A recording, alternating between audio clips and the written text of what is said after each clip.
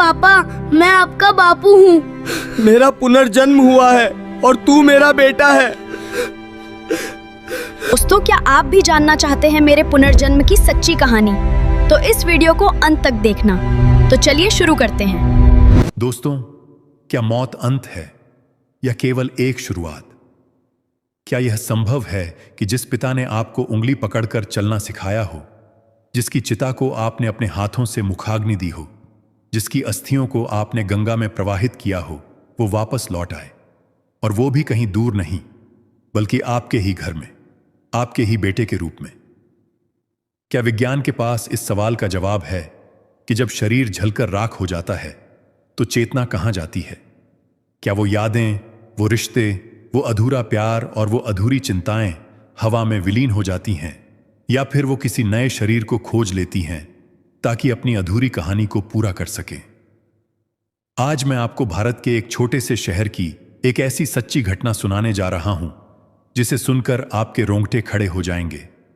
यह कहानी किसी फिल्म की नहीं बल्कि एक सामान्य परिवार की है, जिसके साथ एक ऐसी असामान्य घटना घटी जिसने विज्ञान और तर्क के सारे नियमों को तोड़ दिया। यह कहानी है 8 साल के एक बच्चे आर्यन की, जिसने एक दिन खेल खेल में अपने पिता से कुछ ऐसा कह दिया कि उस घर की दीवारों तक हिल गई। उसने कहा, अरे राजू, तू मुझे भूल गया, मैं तेरा बाप हूं। सोचिए, एक 8 साल का बच्चा अपने 35 साल के पिता को नाम लेकर बुला रहा है और दावा कर रहा है कि वो उसका पिता है। क्या यह कोई मानसिक बीमारी थी या प्रकृति का कोई ऐसा चमत्कार जिसे हम समझ नहीं पा रहे? तो चलिए पुनर्जन्म के इस रहस्यमयी और दिल को छू लेने वाले सफर पर चलते हैं। कहानी की शुरुआत होती है साल 2005 से, उत्तर प्रदेश के एक छोटे से कस्बे से। वहां एक खुशहाल और प्रतिष्ठित परिवार रहता था। घर के मुखिया थे रामजी बाबू। रामजी बाबू स्वभाव से बहुत सख्त, अनुशासित, लेकिन दिल के बहुत ही नरम इंसान थे। उनका व्यक्तित्व ऐसा था कि जब वो घर में घुसते थे तो उनकी लाठी की थक थक सुनकर ही घर के बच्चे अपनी किताबों में मुंह गड़ा लेते थे। उनकी आवाज में एक भारीपन था, एक रोब था। वो पुराने ख्यालात के आदमी थे। उन्हें अपनी दिनचर्या में जरा सा भी बदलाव पसंद नहीं था। सुबह 4 बजे उठना, नहा धोकर पूजा करना और फिर अपनी खास आराम कुर्सी पर बैठकर अखबार पढ़ना, यह उनका नियम था। उनकी एक खास आदत थी, वो अपने इकलौते बेटे राजेश को कभी उसके असली नाम से नहीं बुलाते थे। राजेश अब 30 साल का हो चुका था, उसकी शादी हो चुकी थी, लेकिन रामजी बाबू के लिए वो अब भी छोटा बच्चा ही था। वो उसे प्यार से हमेशा राजू कहकर बुलाते थे। जब वो कड़क आवाज में अरे राजू बोलते तो राजेश चाहे कितना भी व्यस्त क्यों न हो, दौड़ा चला आता था। पिता और पुत्र का रिश्ता बहुत गहरा था, लेकिन उसमें एक डर की दीवार भी थी। राजेश अपने पिता की बहुत इज्जत करता था, लेकिन उनसे खुलकर बात करने में हिचकिचाता था। रामजी बाबू अपनी भावनाओं को कभी जाहिर नहीं करते थे। वो ऊपर से नारियल की तरह सख्त थे। उनके पास एक पुरानी लोहे की संदूक थी और एक लाल रंग की फाइल थी जिसे वो हमेशा अपने पास रखते थे। वो अक्सर राजेश से कहते थे कि राजू, इस फाइल में तेरी जिंदगी की सुरक्षा है, इसे वक्त आने पर मैं तुझे सौंप दूंगा। लेकिन वो वक्त कभी नहीं आया। नियति को कुछ और ही मंजूर था। साल 2012 की एक काली रात थी। रामजी बाबू को अचानक सीने में तेज दर्द उठा। इससे पहले कि कोई कुछ समझ पाता, इससे पहले कि डॉक्टर को बुलाया जाता, रामजी बाबू ने अपने प्राण त्याग दिए। वो चले गए और अपने पीछे छोड़ गए बहुत सारे सवाल और बहुत सारी जिम्मेदारियां। राजेश पर तो जैसे दुखों का पहाड़ टूट पड़ा। पिता का साया सिर से उठ जाना क्या होता है, यह केवल वही समझ सकता है जिसने इसे खोया हो। घर का वो कोना जहां रामजी बाबू बैठते थे अब सूना हो गया था। उनकी लाठी, उनका चश्मा, उनकी वो आराम कुर्सी, सब कुछ वहीं था, बस वो नहीं थे। राजेश ने पूरे विधि विधान से पिता का अंतिम संस्कार किया, 13वीं की, दान पुण्य किया। लेकिन असली मुसीबत तब शुरू हुई जब कुछ दिनों बाद कर्जदारों ने दरवाजा खटखटाना शुरू किया। राजेश को पता चला कि व्यापार में कुछ घाटा हुआ था और रामजी बाबू ने कुछ लोगों से कर्ज लिया था। लेकिन रामजी बाबू ने उस कर्ज को चुकाने के लिए क्या इंतजाम किया था? वो जमीन के कागज कहां थे, वो बैंक की रसीदें कहां थीं, यह किसी को नहीं पता था। राजेश ने पूरा घर छान मारा। उसने वो पुरानी संदूक खोली, अलमारियां ढूंढी, लेकिन वो लाल फाइल कहीं नहीं मिली जिसका जिक्र रामजी बाबू अक्सर किया करते थे। राजेश बहुत परेशान रहने लगा। उसे लगने लगा कि अगर वो कागज नहीं मिले तो उनका पुश्तैनी घर बिक जाएगा। वो रातों को सो नहीं पाता था। वो पिता की तस्वीर के सामने खड़ा होकर रोता और कहता, बाबूजी, आप चले गए, लेकिन मुझे बताकर तो जाते कि वो फाइल कहां है। मैं अब क्या करूं? पिता की मौत के ठीक 1 साल और 2 महीने बाद राजेश के घर एक नन्हे मेहमान का आगमन हुआ।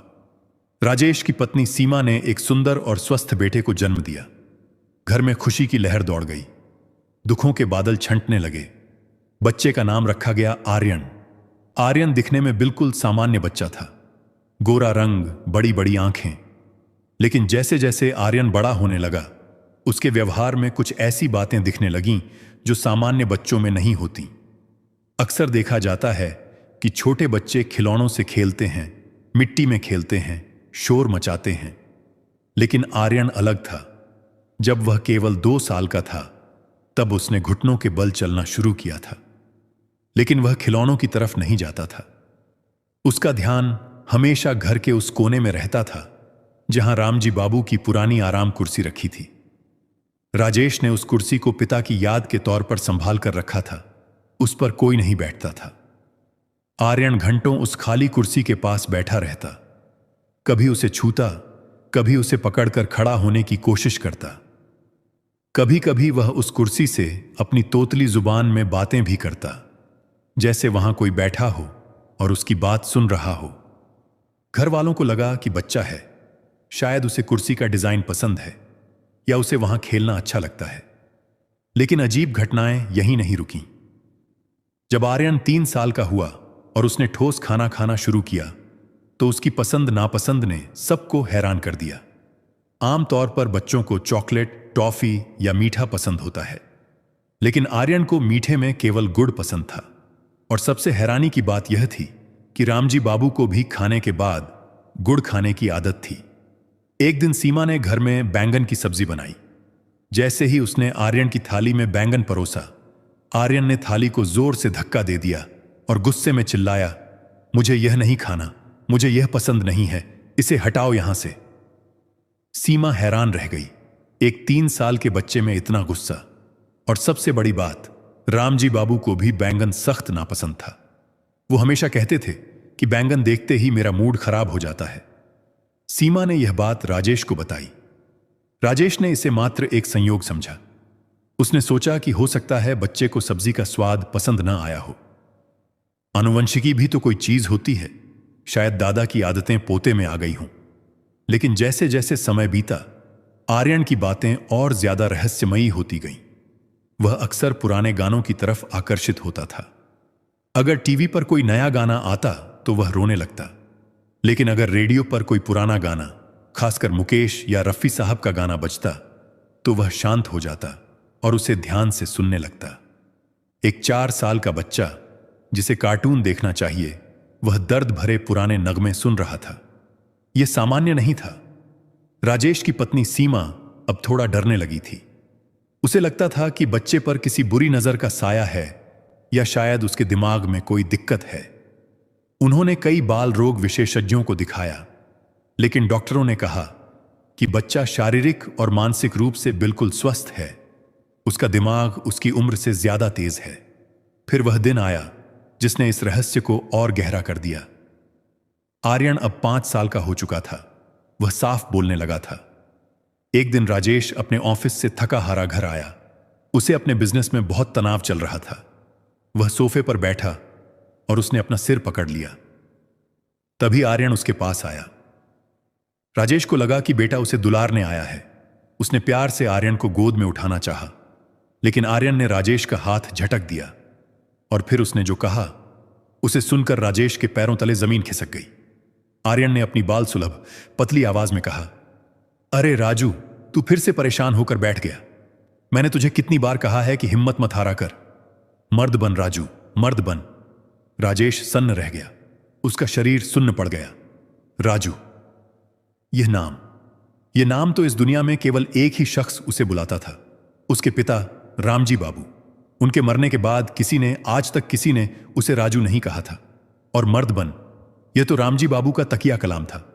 जब भी राजेश घबराता था, रामजी बाबू यही कहते थे। राजेश ने घबराकर आर्यन की तरफ देखा। आर्यन की आंखों में एक अजीब सी गंभीरता थी। वो एक 5 साल के बच्चे की चंचल आंखें नहीं थीं। उनमें एक बुजुर्ग का अनुभव और एक पिता की सख्ती थी। राजेश ने कांपते हुए पूछा, बेटा, तुमने मुझे क्या बुलाया और तुम्हें यह नाम किसने बताया? आर्यन ने बहुत सहजता से जवाब दिया, मैं तेरा बाप हूं राजू, तू मुझे कैसे भूल सकता है? राजेश को लगा कि शायद आर्यन ने घर में किसी को बात करते हुए सुन लिया होगा। उसने आर्यन को डांटा और कहा कि बड़ों से ऐसे बात नहीं करते, पापा कहते हैं। आर्यन चुप हो गया, लेकिन उसके चेहरे पर एक अजीब सी नाराजगी थी। वह मुंह फुलाकर वहां से चला गया, बिल्कुल वैसे ही जैसे रामजी बाबू नाराज होकर चले जाते थे। राजेश ने यह बात अपनी पत्नी को नहीं बताई, क्योंकि वह नहीं चाहता था कि सीमा डरे। लेकिन उस दिन के बाद से राजेश आर्यन पर नजर रखने लगा। उसने देखा कि आर्यन का चलने का तरीका भी बदल रहा था। रामजी बाबू अपने दोनों हाथ पीछे बांधकर चलते थे। आर्यन भी अक्सर खेलते खेलते अपने छोटे छोटे हाथ पीछे बांध लेता और घर के आंगन में चक्कर लगाता, जैसे कोई मुआयना कर रहा हो। समय बीतता गया। आर्यन अब 7 साल का हो गया था। घर की आर्थिक स्थिति बहुत खराब हो चुकी थी। कर्जदारों का दबाव बढ़ता जा रहा था। राजेश को समझ नहीं आ रहा था कि वह क्या करे। उसे वो फाइल अब तक नहीं मिली थी। उसे लग रहा था कि अब पुश्तैनी घर बेचने के अलावा कोई चारा नहीं है। एक शाम घर में बहुत तनाव था। राजेश और सीमा के बीच बहस हो रही थी। सीमा रो रही थी कि हम सड़क पर आ जाएंगे। राजेश हताश होकर सिर झुकाए बैठा था। तभी आर्यन, जो दूसरे कमरे में पढ़ाई कर रहा था, बाहर आया। उसने देखा कि माहौल गर्म है। वह सीधा राजेश के पास आया। राजेश ने सोचा कि बच्चा डर गया होगा, लेकिन आर्यन ने राजेश के घुटने पर अपना हाथ रखा। वह स्पर्श राजेश को बिजली के झटके जैसा लगा। वह बिल्कुल वैसा ही था जैसा रामजी बाबू उसे सांत्वना देते वक्त करते थे। आर्यन ने राजेश की आंखों में आंखें डालकर एक बहुत ही भारी और अधिकार भरी आवाज में कहा, अरे राजू, तू अब भी उतना ही लापरवाह है। तूने पूरे घर में कोहराम मचा रखा है। मैंने तुझे उस दिन भी कहा था, जिस दिन मुझे सीने में दर्द हुआ था, कि वो फाइल मैंने सुरक्षित रखी है, लेकिन तूने कभी ध्यान ही नहीं दिया। तू हमेशा से भुलक्कड़ रहा है। राजेश और सीमा दोनों पत्थर की मूर्ति बन गए। कमरे में सन्नाटा छा गया। इतना गहरा सन्नाटा कि घड़ी की टिक टिक भी हथौड़े जैसी लग रही थी। राजेश ने हकलाते हुए पूछा, आर्यन, तुम यह क्या कह रहे हो? कौन सी फाइल? और तुम्हें उस दिन के सीने के दर्द के बारे में कैसे पता? आर्यन ने एक गहरी सांस ली, जैसे कोई बड़ा आदमी लेता है। उसने कहा, मैं आर्यन नहीं हूं, मैं तेरा बाप हूं रामजी। मैं वापस आया हूं क्योंकि मेरा काम अधूरा रह गया था। तू मुझे इतनी जल्दी भूल गया राजू। तू रो रहा है कि घर बिक जाएगा। अरे जब तक मैं हूं, यह घर नहीं बिकने दूंगा। सीमा डर के मारे पीछे हट गई। उसे लगा कि उसके बेटे पर भूत आ गया है। लेकिन राजेश को डर नहीं लगा। उसे एक अजीब सा अपनापन महसूस हुआ। उसकी आंखों से आंसू बहने लगे। उसने पूछा, अगर तुम बाबूजी हो तो बताओ वो फाइल कहां है? मैंने कोना कोना छान मारा है। आर्यन मुस्कुराया, एक तिरछी मुस्कान जो रामजी बाबू की पहचान थी। वह उठा और अपने छोटे छोटे कदमों से उस कमरे की तरफ बढ़ा जो कभी रामजी बाबू का कमरा था। राजेश और सीमा सम्मोहित से उसके पीछे पीछे चल पड़े। आर्यन सीधा उस पुरानी भारी भरकम अलमारी के पास गया जो सालों से उस कमरे के कोने में खड़ी थी। वह अलमारी कपड़ों से भरी थी। आर्यन ने कहा, इस अलमारी को खाली कर। राजेश ने बिना कोई सवाल किए अलमारी से सारे कपड़े निकाल दिए। अलमारी खाली हो गई। राजेश ने कहा, देखो, यहां कुछ नहीं है। मैंने यहां भी देखा था। आर्यन ने गुस्से में कहा, तू आंखों का अंधा है राजू। नीचे देख, सबसे नीचे वाले खाने में वहां लकड़ी का एक तख्ता डीला है, उसे हटा। राजेश का दिल जोर जोर से धड़क रहा था। उसने झुककर अलमारी के सबसे नीचे वाले खाने को देखा। वहां लकड़ी का फर्श था। उसने उसे ठोक कर देखा। एक जगह आवाज खोखली आई, उसने अपनी उंगलियां फंसाकर उस लकड़ी के तख्ते को खींचने की कोशिश की। वह जाम था। उसने जोर लगाया। कड़क की आवाज के साथ तख्ता उखड़ गया और वहां उस तख्ते के नीचे एक गुप्त खाना बना हुआ था। अंधेरे में भी राजेश को वहां कुछ रखा हुआ दिखाई दिया। उसने कांपते हाथों से उसे बाहर निकाला। वह एक लाल रंग की फाइल थी, धूल में लिपटी हुई। वही फाइल जिसे राजेश पिछले 7 सालों से ढूंढ रहा था। और उसके साथ एक छोटी पोटली थी जिसमें सोने के कुछ सिक्के और रामजी बाबू की पसंदीदा घड़ी रखी थी। राजेश वहीं जमीन पर बैठकर उस फाइल को सीने से लगाकर फूट फूट कर रोने लगा। यह अब कोई इत्तेफाक नहीं हो सकता था। यह कोई कहानी नहीं हो सकती थी। यह कोई संयोग नहीं था। यह साक्षात प्रमाण था। अलमारी के उस गुप्त खाने के बारे में, उस चोर खाने के बारे में इस दुनिया में सिर्फ रामजी बाबू जानते थे। उन्होंने इसे खुद बनवाया था। राजेश को भी इसके बारे में नहीं पता था। तो फिर 7 साल के आर्यन को, जो उनके मरने के बाद पैदा हुआ, उसे यह कैसे पता हो सकता था, सिवाय इसके कि वही रामजी बाबू हों। आर्यन, जो अब तक खड़ा होकर यह सब देख रहा था, उसके चेहरे पर एक संतोष का भाव था। वह राजेश के पास आया और अपने नन्हे हाथों से राजेश के आंसू पोंछे। उसने कहा, रो मत राजू, मैं तुझे मुसीबत में कैसे देख सकता था। मेरी आत्मा भटक रही थी। मुझे पता था कि तू बेवकूफ है, तू ढूंढ नहीं पाएगा, इसलिए मुझे आना ही पड़ा। अब इस फाइल में जो कागज हैं उनसे तेरा सारा कर्ज उतर जाएगा। और खबरदार, जो अब रोया तो मैं हूं ना। राजेश ने आर्यन को, अपने नन्हे से बेटे को, या यूं कहें कि अपने पिता को, कसकर गले लगा लिया। उसने कहा, बाबूजी, मुझे माफ कर दीजिए, मैं आपको पहचान नहीं पाया, आप वापस आ गए। आर्यन ने राजेश की पीठ थपथपाई। उस पल, उस कमरे में समय जैसे थम गया था। विज्ञान हार चुका था और विश्वास जीत चुका था। इस घटना के बाद उस परिवार में एक अजीब सा बदलाव आया। राजेश की चिंताएं खत्म हो गईं। फाइल में रखे कागजों से उसने कर्ज चुका दिया और उसका व्यापार फिर से चल पड़ा। लेकिन सबसे बड़ा बदलाव उनके रिश्तों में आया। राजेश अब आर्यन को डांटने से डरता था। उसे लगता था कि वह अपने पिता को डांट रहा है। लेकिन आर्यन, वह धीरे धीरे बदलने लगा। मनोवैज्ञानिक और पुनर्जन्म पर शोध करने वाले विशेषज्ञ कहते हैं कि पुनर्जन्म की यादें अक्सर एक निश्चित उम्र तक ही रहती हैं। जैसे जैसे बच्चा बड़ा होता है, नया शरीर और नया जीवन उन पुरानी यादों पर हावी होने लगता है। आमतौर पर 10 या 12 साल की उम्र तक यह यादें धुंधली पड़ जाती हैं और फिर पूरी तरह मिट जाती हैं। आर्यन के साथ भी यही हुआ। उस घटना के कुछ महीनों बाद आर्यन का व्यवहार सामान्य होने लगा।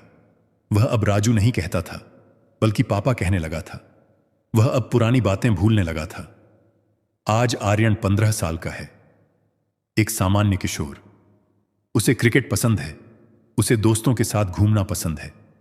उसे अब याद भी नहीं है कि उसने बचपन में अलमारी के पीछे से फाइल ढूंढी थी। अगर आज उससे पूछो तो वह हंस देता है और कहता है कि पापा, आपने ही बताई होगी। लेकिन राजेश नहीं भूला है।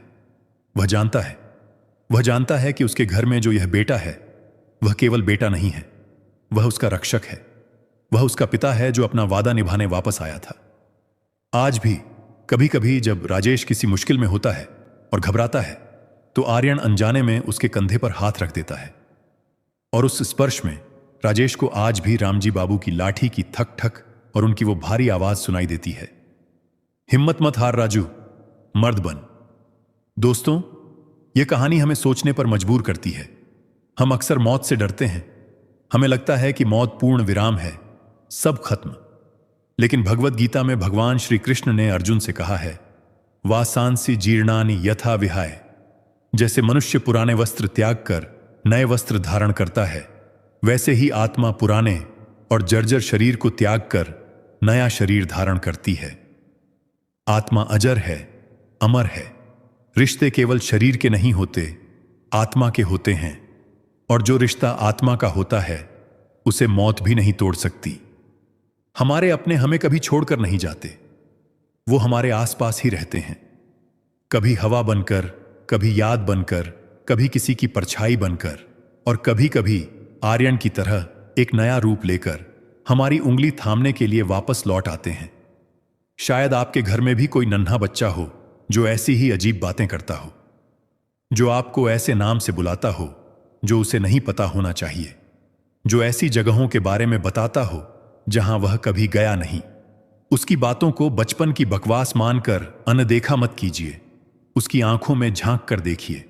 हो सकता है वह आपसे अपना कोई पुराना, कोई अधूरा रिश्ता जोड़ने की कोशिश कर रहा हो सकता है वह आपको यह बताने आया हो कि देखो, मैं मरा नहीं हूं, मैं यहीं हूं, तुम्हारे पास।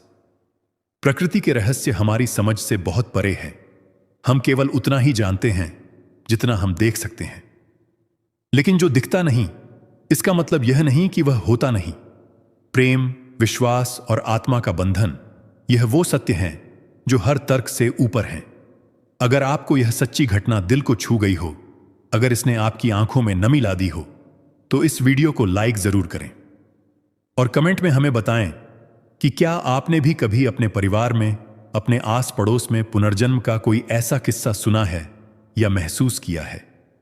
क्या कभी किसी बच्चे ने आपको चौंकाया है? आपके अनुभव हमारे लिए बहुत कीमती हैं, उन्हें साझा जरूर करें। अपने पितरों की शांति के लिए और आत्मा की इस अनंत और अद्भुत यात्रा के सम्मान में कमेंट बॉक्स में पूरी श्रद्धा के साथ ओम शांति या ओम नमो नारायण जरूर लिखें।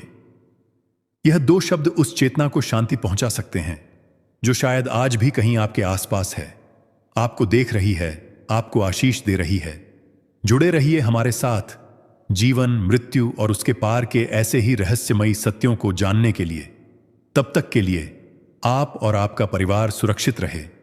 अपने बड़ों का सम्मान करें, क्योंकि कौन जानता है कब कौन किस रूप में वापस आ जाए। जय हिंद।